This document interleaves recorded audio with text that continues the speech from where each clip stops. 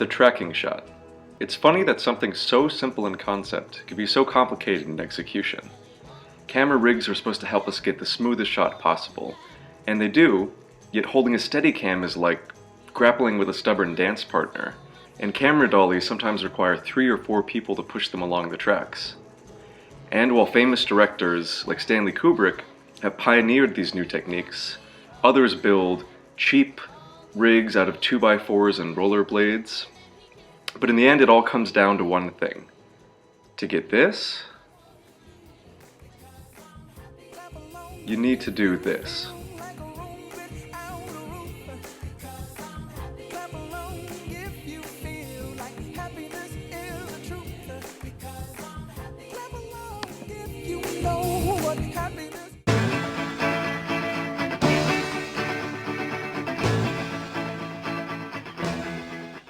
Whether shot on a $1,000 dolly or a makeshift rig, all tracking shots suggest some level of subjectivity.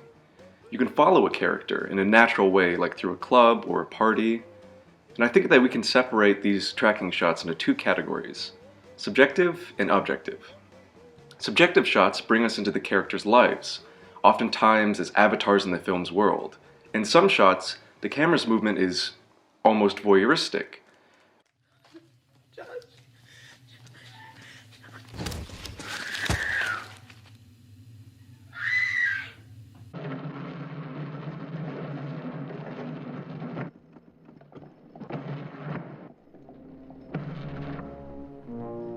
Objective shots remove us from the scene. In The Shining, we look through the eyes of an omniscient being as it eerily floats over the main characters. And these shots tend to show a sense of scale. They often make a comment about the world and the characters that inhabit it. A director might use an objective tracking shot to show the scale of violence in an extended fight scene, for example, or the epicness of a superhero's hideout, the grandeur and almost visceral red decor in a lavish restaurant, or even the infinite reaches of space. Some directors like to mix subjective and objective perspectives, like this shot from Hard Boiled, where we have 2 police officers looking through a window before transitioning to an epic action sequence as they shoot up a bunch of thugs in a hospital.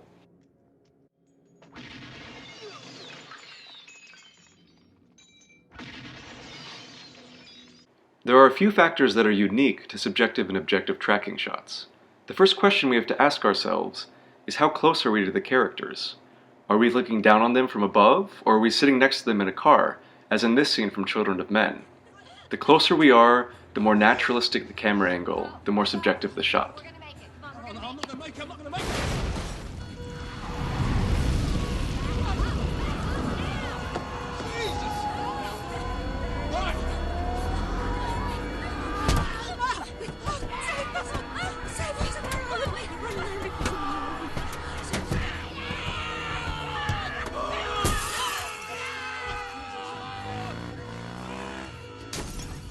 Then we have to ask ourselves, who or what are we following? Shots of scrolling scenery suggest an objective point of view, whereas this shot from Notorious clearly draws us into the story. We even peer down at her from the 2nd floor balcony, suggesting that we might even be onlookers at this party. Contrast that with this scene from Orson Welles' Touch of Evil, where we start by following this one car down the street. Very quickly, the camera begins to pull out as if directing our attention elsewhere. The last factor I consider is how realistically the camera moves throughout the space. Does it phase through the floor, or does it change its course to avoid obstacles? When the camera movement abides by a film universe's rules, it's much easier to believe that it also has a subjective point of view. Now, I'm not saying that this list is exhaustive, or that a shot can't be both objective and subjective at the same time. There are always exceptions. But by looking at these 3 factors, the distance and angle of the camera, its focus, and how believably it moves throughout a space, we come a lot closer to identifying the qualities of each tracking shot.